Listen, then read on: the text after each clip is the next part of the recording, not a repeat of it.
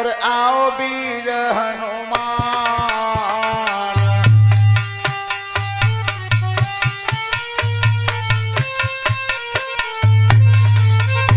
अरे आसन आए बिराजिए तेज पुंज बलवान।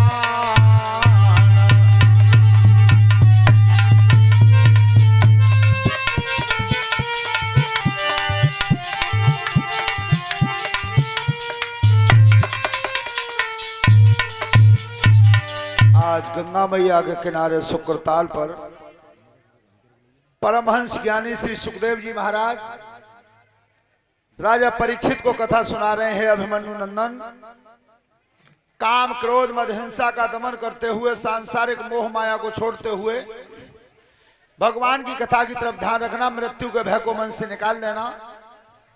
आज मैं तुम्हारे सामने चंद्रवंश श्रोमण भगवान श्री कृष्ण का प्राकट्य बता रहा हूं।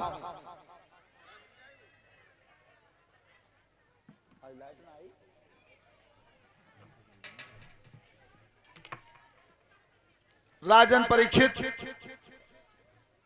भगवान को इस धरती पर आना कब पड़ता है, ये उन्होंने अपने मुखारविंद से स्वयं कहा है। यदा यदा हि धर्मस्य ग्लानिर्भवति भारत अभ्युत्थानम अधर्मस्य तदात्मानं सृजाम्यहम् परित्राणाय साधूनां विनाशाय च दुष्कृतां धर्म संस्थापनार्थाय संभवामि युगे युगे। हे अर्जुन, जब जब हर युग में धर्म की हानि होती है, अत्याचारी बढ़ते हैं, तब धर्म का उत्थान करने के लिए मुझे धरती पर आना पड़ता है। चलो बात बंद कर दो, बहुत देर रह गई।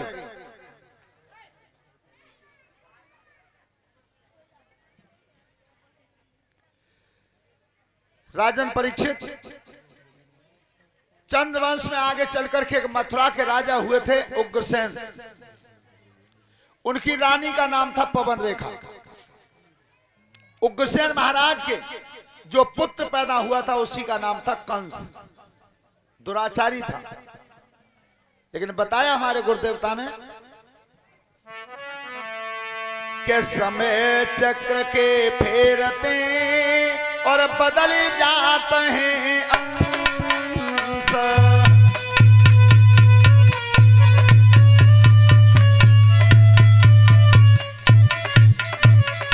हरे ना कुछ प्रहलाद भये उग्रसेन के कंस।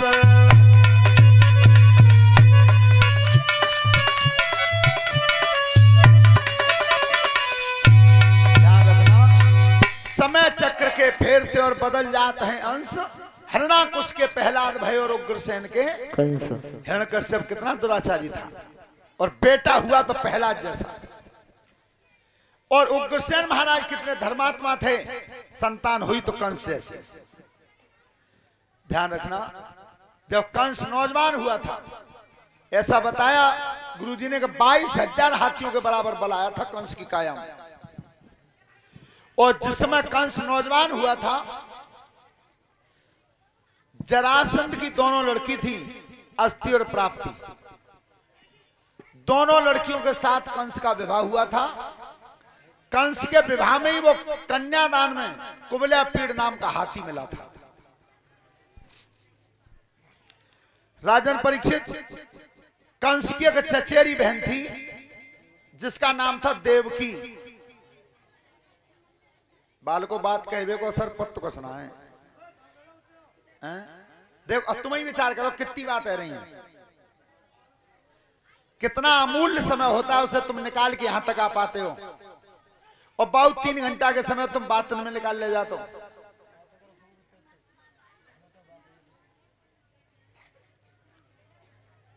उग्रसेन महाराज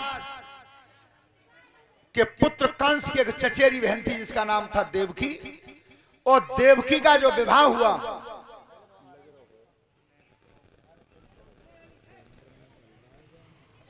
उसकी एक चचेरी बहन थी देवकी। उसका विवाह बटेसुर के जो सूरसेन महाराज थे, उनके बड़े पुत्र वसुदेव के लिए निश्चित हुआ। वसुदेव के लिए बड़े धूमधाम से विवाह किया। राजन परीक्षित तो जिस समय देवकी को विदा किया था मथुरा से, किस तरह से अरे विदाई अब हे रई नगर विदाई विदाई अब हे रई नगर विदाई विदाई अब हे रई नगर विदाई।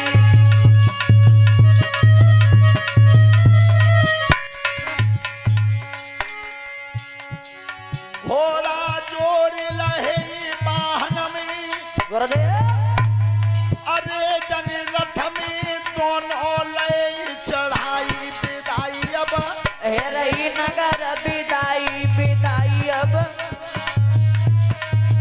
अरे घोड़ा जोरी लए पान में अरे जने रथ में दोनों लए चढ़ाई विदाई अब हे रई नगर विदाई विदाई अब।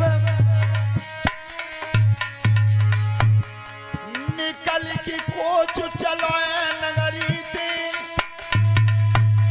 अरे नगरी ते गयो यमुना पे आई विदाई अब हे रई नगर विदाई विदाई अब।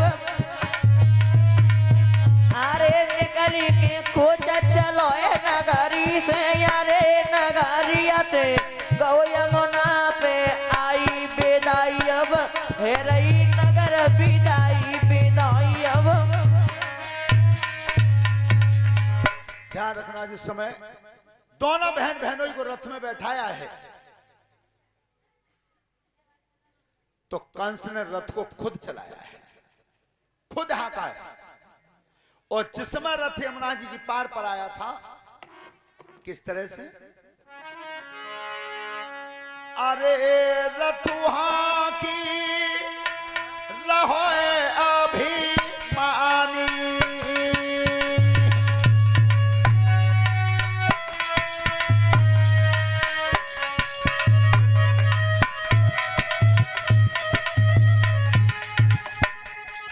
अरे रथुहा की रहो मानी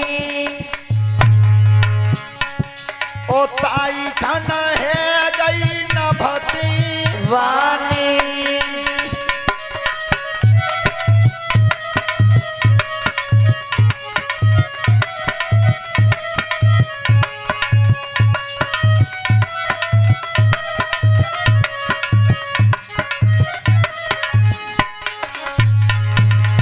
अरे तब है गई आकाश बानी खुद सा कंस शीस मड़ रानी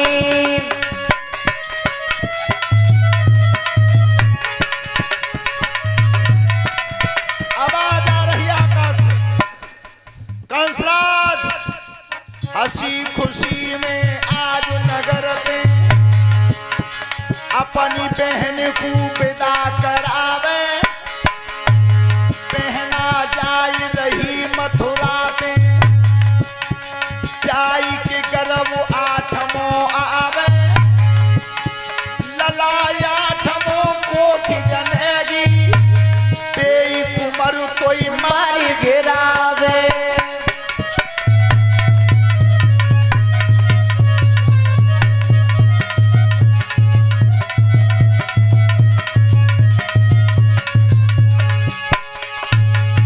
ध्यान रखना आकाशवाणी हुई कंसराज जिस बहन को तुम इतने प्यार से विदा कर रहे हो इसी बहन का 8वां गर्भ तुम्हारा काल बनेगा। कंस की खुशी सब विदा है। अब पापी ने सोची क्या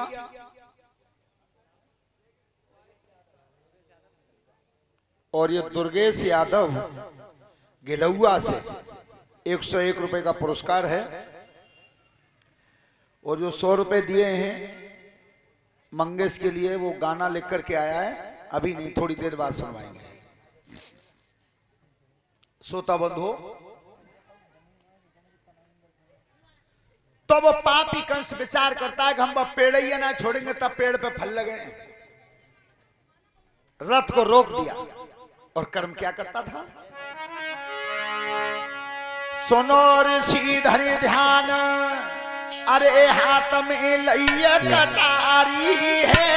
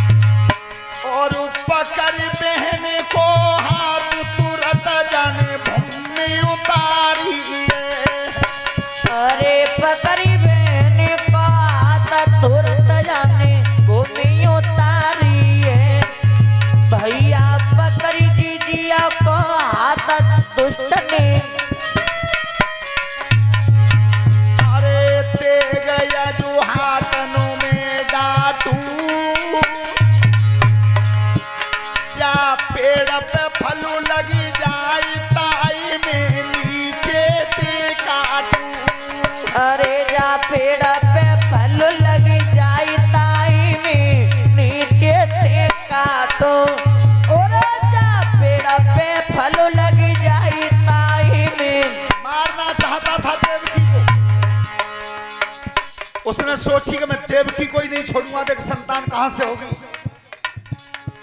उसी समय वसुदेव ने दोनों हाथ जोड़े, वसुदेव ने हाथ जोड़े, जोड़े दोनों हाथ, अरे नीत नाई जमुना पे होई, अरे नीत नहीं जमुना पे होई,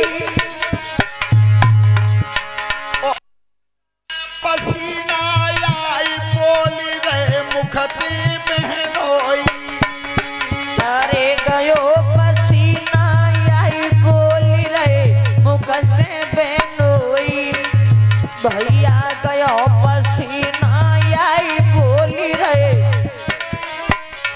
आज वसुदेव ने की कंसराज ठहर जाओ, आकाशवाणी ने यही तो बोला है कि तुम्हारी बहन की संतान खतरा बनाई, जी बहन खतरा तो नहीं बनेगी महाराज, खतरा तो संतान दे ही है। तो मैं तुम्हें एक वचन दे के जा रहा हूं, देवकी को मारो मत।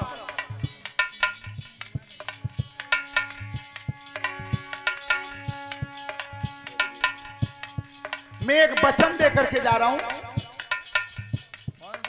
अरे वचन जमुना पे दे जाऊं,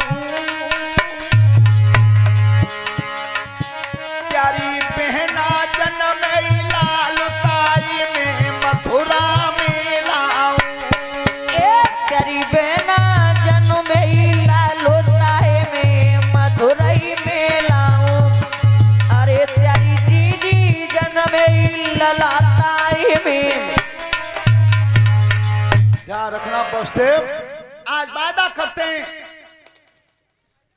तुम्हारी बहन के जो संतान होगी उसे मैं लेकर के मथुरा में आऊंगा, तुम्हारी इच्छा हो तो छोड़ देना, इच्छा हो तो मार देना। वसुदेव वादा तो कर रहे हो लेकिन ध्यान रखना, संतान भाई वो मेरे पास लेके नहीं आए तो मोत बुरो कोई ना है। महाराज कैसी बात करते हो, हम वादा करते हैं। श्रोता बंधो, आज कंस ने दोनों को छोड़ दिया है, बटेश्वर के लिए चले गए हैं और इधर कंस मथुरा में लौट गया था। थोड़े दिन के बाद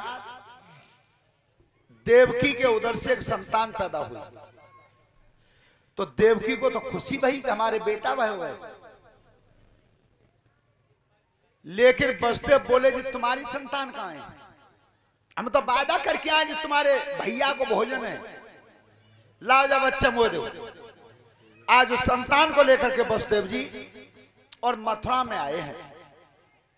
मथुरा में आए हैं तो कंस बैठा था ऊंचे आसन पर, बच्चा को गोद में देकर के कहा ले महाराज जी तुम्हारी बहन के लड़का बहु है। अब कंस ने वो बच्चा गोद में तो ले लिया, लेकिन उसके हृदय का विचार बदल गया परीक्षित जी कि आकाशवाणी ने काल बताओ है 8वां